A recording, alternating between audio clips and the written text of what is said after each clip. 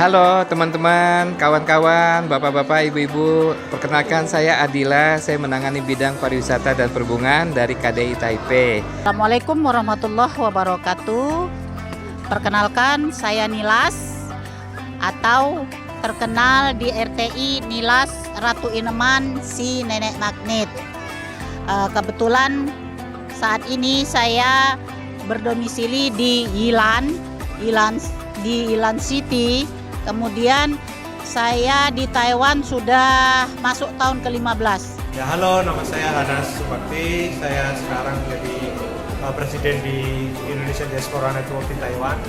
Nama saya Angger, saya di sini sudah 2 tahun. Saya mahasiswa NYCU National Yang Ming Chiao University yang di Guangfu Campus atau di Hsinchu. Perkenalkan, nama saya Astri.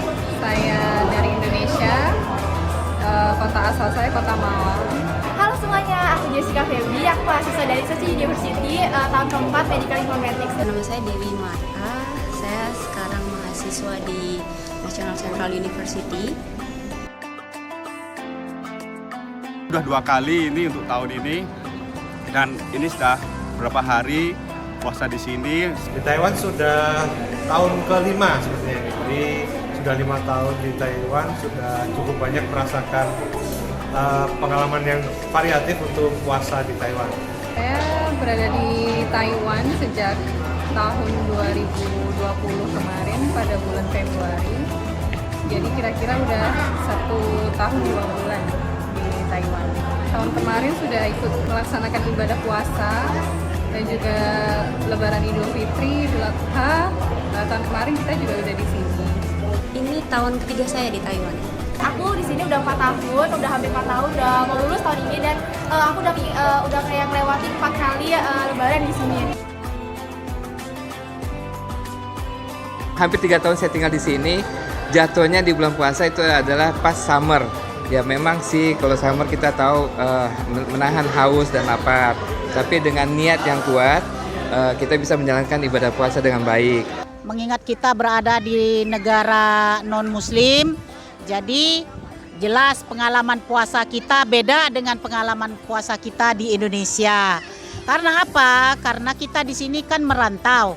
Merantau tujuan kita bekerja dengan konsekuensi job kerja majikan berbeda-beda. Jadi setiap majikan pun pasti ada yang pengertian dan ada yang kurang pengertiannya. Sama pas sahur, karena kalau di Indonesia kan sahur itu pasti ada yang bangunin gitu kan antara orang tua atau enggak kayak di kompleks pasti ada kayak sahur. Sedangkan kalau di sini itu ya kita cuma bisa patokannya sama alarm. Jadi kalau alarm kita nggak bunyi ya udah kita seharian itu nggak sahur gitu. Tantangan itu luar biasa karena saya satu-satunya orang yang berpuasa gitu. Misalnya di lab atau di kelas itu saya satu-satunya berpuasa di kelas atau di lab. Karena pada saat jam-jam istirahat atau jam-jam 12 sedangkan masih ada kuliah atau ada di lab, itu kan boleh teman-teman lab atau teman kelas makan di kelas atau makan di lab. Nah, sedangkan saya masih berpuasa, tidak boleh makan. Jadi godaannya itu kanan kiri itu dan baunya itu membawa makanan dari teman-teman itu luar biasa. Itu godaan dari saya. Masjid-masjid juga hanya beberapa ya. Jadi untuk melaksanakan sholat raweh itu juga agak kesulitan. Jadi kebanyakan kita sama komunitas Indonesia yang lain itu cari satu tempat kosong untuk melaksanakan sholat raweh bareng. Kalau puasa di Indonesia, sebelum kita mau berbuka puasa ada orang-orang jual yang takjil kayak gitu kan. Jadi kita nggak perlu menyiapkan sendiri gitu. Kalau di sini benar-benar kita harus nyari sendiri. Apalagi untuk Muslim juga di kawasan kampus saya agak susah untuk cari makanan halal. Tapi belakangan tertolong sama adanya catering yang disediakan sesama mahasiswa. Jadi mereka menyiapkan catering, itulah yang biasanya kami pakai untuk buka dan sahur.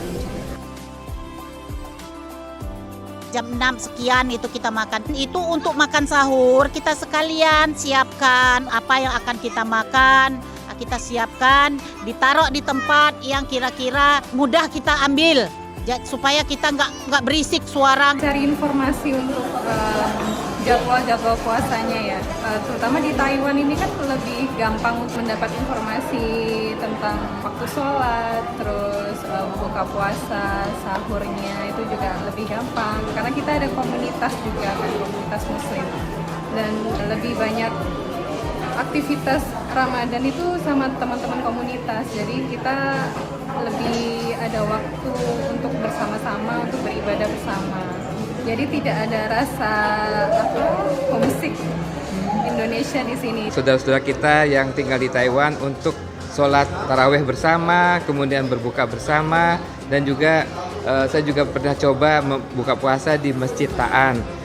Yang penting jangan melewatkan sahur supaya puasanya lancar seharian. Kalau waktu puasanya pas di cuacanya agak panas di luar, ya sebisa mungkin kurangin aktivitas di luar aja. Pilih makanan yang bergizi untuk sahur dan buka puasanya. Komunikasikan aja ke kolega atau teman-teman dekat kita sehingga mereka saling memahami, dan itu juga sebagai salah satu cara kita untuk memperkenalkan budaya Indonesia atau budaya Muslim di Taiwan. Ini loh, orang Indonesia ini sedang melaksanakan bulan puasa di Taiwan. Jadi kita itu makannya itu pagi ketika sebelum matahari terbit hingga nanti makannya sore setelah matahari tenggelam. Aku mau ucapin buat teman-teman semua selamat menunaikan ibadah puasa, teman-teman RTSI juga semoga puasanya lancar sampai Lebaran. Teman-teman, bapak-bapak, ibu-ibu, kita bisa menjalankan ibadah puasa dengan baik di tahun ini. Assalamualaikum warahmatullahi wabarakatuh. Mohon maaf lahir batin. Semoga amal ibadahnya diterima oleh Allah Subhanahu wa taala. Assalamualaikum warahmatullahi wabarakatuh. Sampai jumpa.